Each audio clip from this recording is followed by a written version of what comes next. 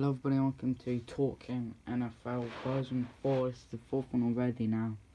And this week is the big one, the biggest one so far. We're going to be doing our game one predictions. Also, I'm going to be talking about the trade from Deshaun Watson and the possibility of him going to Miami. And I've got another thing to tell you guys as well. I'm planning on doing another series, and it's going to be called Rookie Watch. It's going to be about rookies. I'm hoping to get out before the Thursday night football game.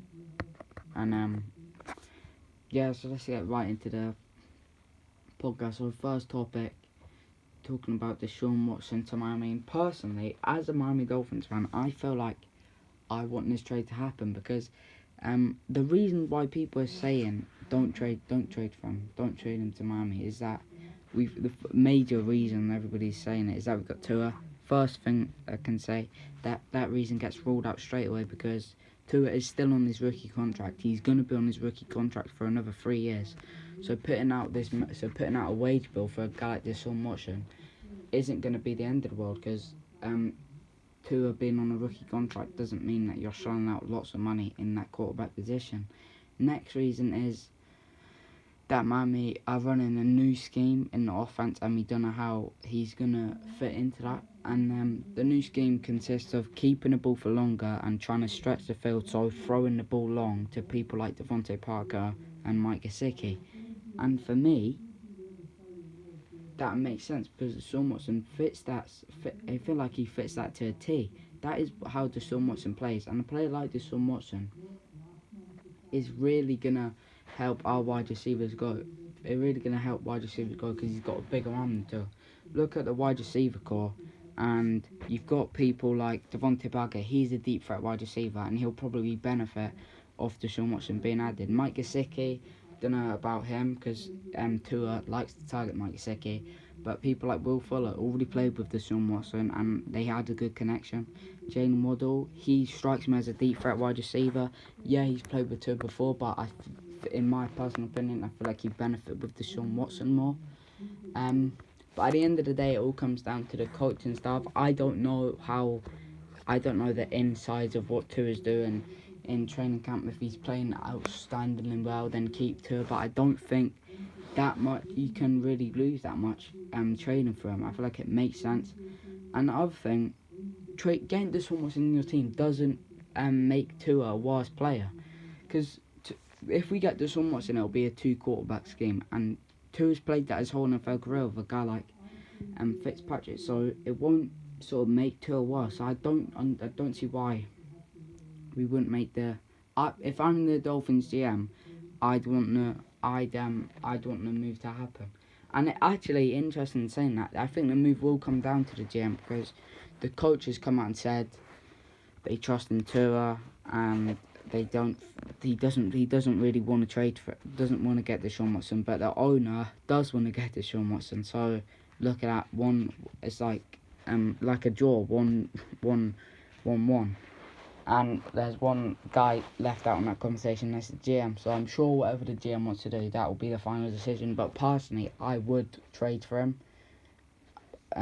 But that's just my opinion. But moving on to the main thing, week 1 predictions.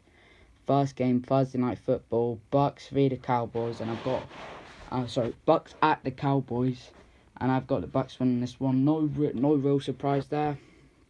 I think the Cowboys offense, I think they'll struggle to find their rhythm coming up against a very, very strong Bucks defense. I think it'll be a real test for the Cowboys offensive line. Obviously, Tyron Smith, Zach Martin, both at the age of 30. The Cowboys fans aren't happy with both of them. They think they're past their prime. And Leo Collins, he's really is still yet to show himself as an elite guy in the offensive line. And obviously got rookie in there as well. And then other thing you've got to say is that Cowboys secondary, I think they will really struggle against people like Mike Evans, Chris Godwin, Gronkowski, O.J. Howard. No surprise that I've got the Bucks to win that one. And then Colts at Seahawks. I've got the Seahawks to win this one. Main reason why is because Quentin Nelson's missing. It's not going to help the run game. Other reason, Carson Wentz last season, his 5 top targets at Philadelphia, 2 of them were tight ends, and the Colts don't really have a tight end, so I think he may struggle with that, and so that's why I've got the Seahawks winning.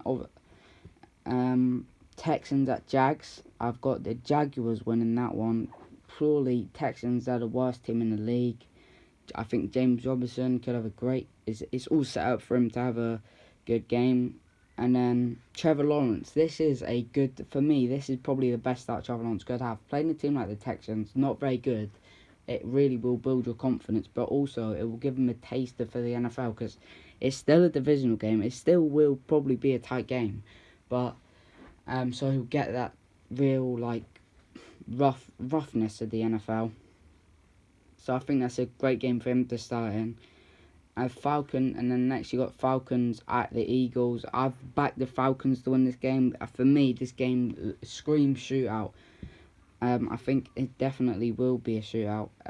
I backed the Falcons to win purely because the Eagles defense, 5th oldest in the league. Will they? I think they'll be able to struggle with the sharpness of people like Calvin Ridley and Kyle Pitts.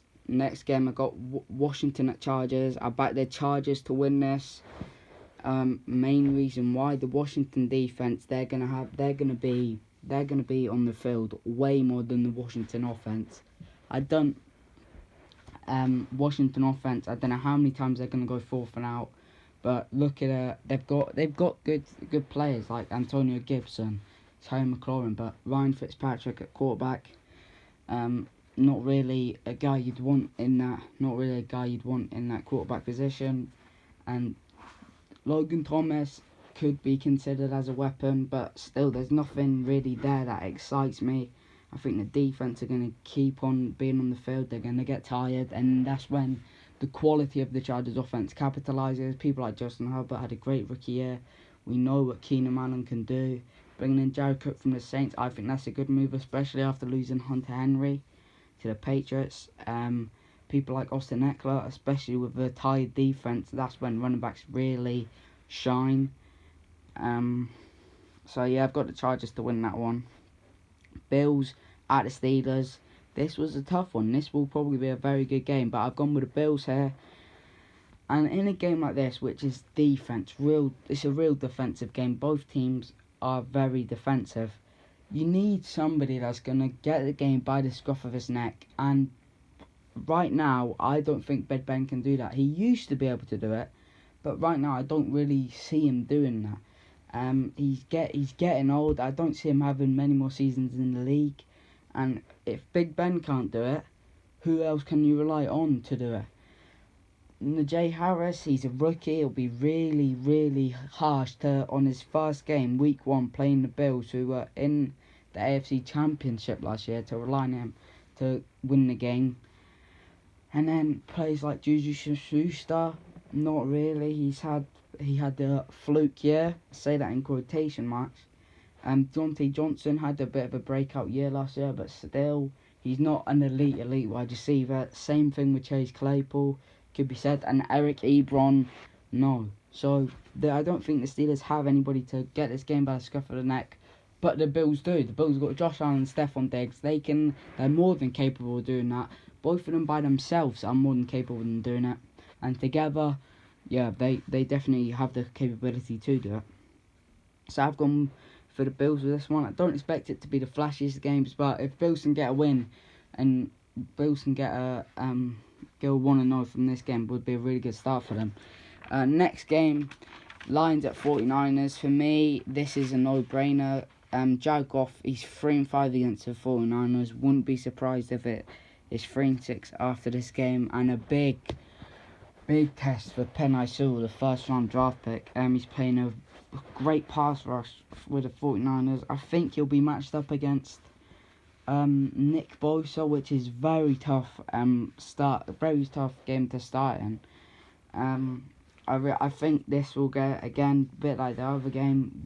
It's not going to be like crazy scores, but 49ers. I think in this game you could see a Trey Lance coming on at half time, because I think the game will be done by half time. Don't see Lions scoring putting up points against that 49ers defense with DeAndre Swift and Jared Goff.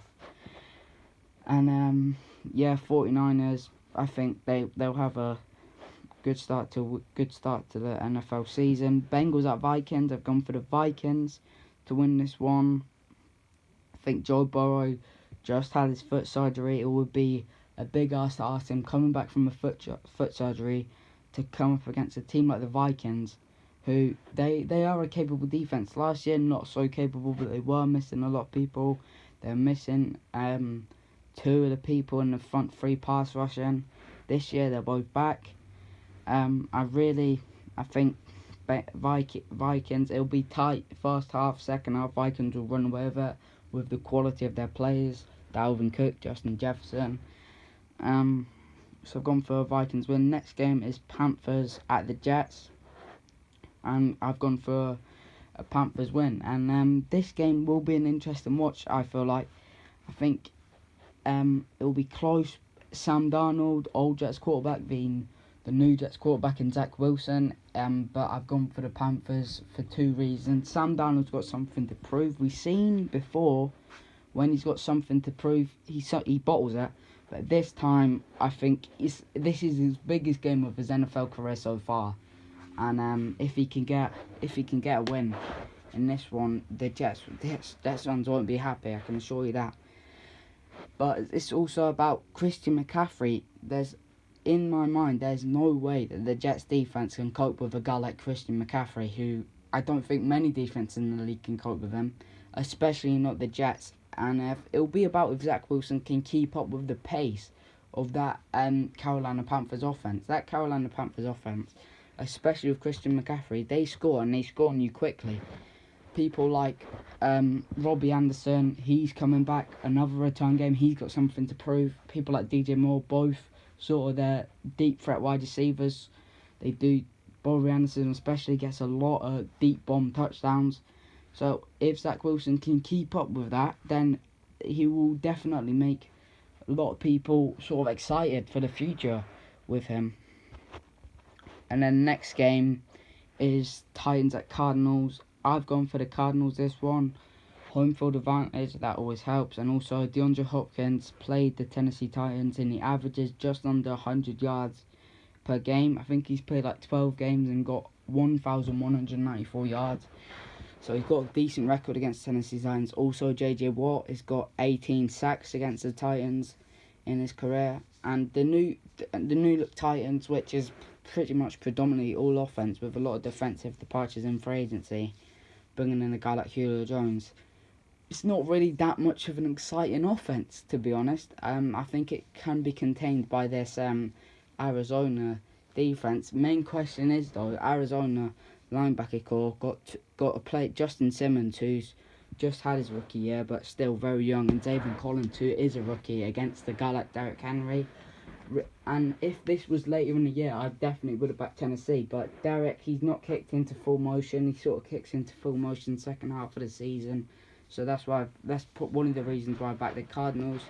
Next game, Chiefs at the Browns. That is a good matchup for week 1. Two of the best teams in the AFC. But the Chiefs, they are just too good to back them losing this. Chiefs secondary isn't that great, to be honest, and if you've not got a great secondary playing the Chiefs, I don't think you're going to go far, especially with weapons like Tyreek Hill and Travis Kelce running at you. Patriots at Dolphins. I've gone for a Dolphins victory in this one. Obviously home field advantage, and we do have a good record against them at home. No Stephon Gilmore means Patriots secondary. Going to be relying on a guy like J.C. Jackson. Can J.C. Jackson control the weapons of Mike Gesicki, Devontae Parker, Jalen Waddle? I don't think so. And it's a very hard start for Mac Jones as well. A Dolphins defense, which is a lot of this success is based on confusing the quarterback. A rookie quarterback is much more likely to get confused.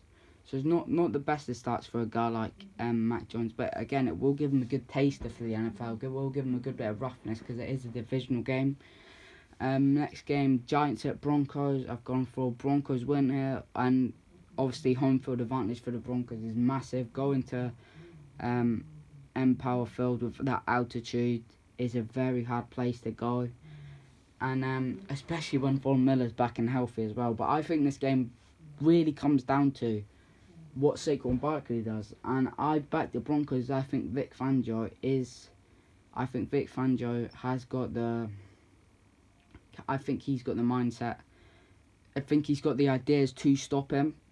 So that's why I backed the Broncos. Next game, Saints at Packers. I've gone for a Packers win. Home field advantage as well. Lambeau Field, very hard place to go. But also, last time they played, Packers played the Saints. Packers won, and two things have changed since that game. Devontae Parker's playing in this one, and Saints are not as good as they were. So I think makes a lot of sense to pick the Packers that one. Rams v the Bears. I backed the Rams. A very, very hard start for Justin Fields. Incredibly hard start, playing against the best defense in football. Going to have Aaron Donald chasing them the whole game, and Jalen Ramsey shutting down their main wide receiver, Allen Robinson. I think I wouldn't be surprised if the Bears have a big fat 0 on the scoreboard after this one. I don't think it's a really bad start for Justin Fields there. Next game I've got Raiders v the Ravens. Raiders at Ravens, and then for me, look at the quarterback matchup. Lamar Jackson versus Derek Carr. Just look at that quarterback matchup alone. You're straight away going to back the Ravens. And J.K. Dobbins being out, don't really think it'll make that much of a difference, to be honest. So that's my game. So let me just give a quick recap here. Ravens v the Rams. I've gone for the Ravens. Rams v the Bears. I've gone for the Rams. Saints v Packers. I've gone for the Packers. Giants v the Broncos. I've gone for the Broncos. Patriots v Dolphins. I've gone for the Dolphins. Chiefs v the Browns. I've gone for the Chiefs. And sorry, just flicking back my notes here.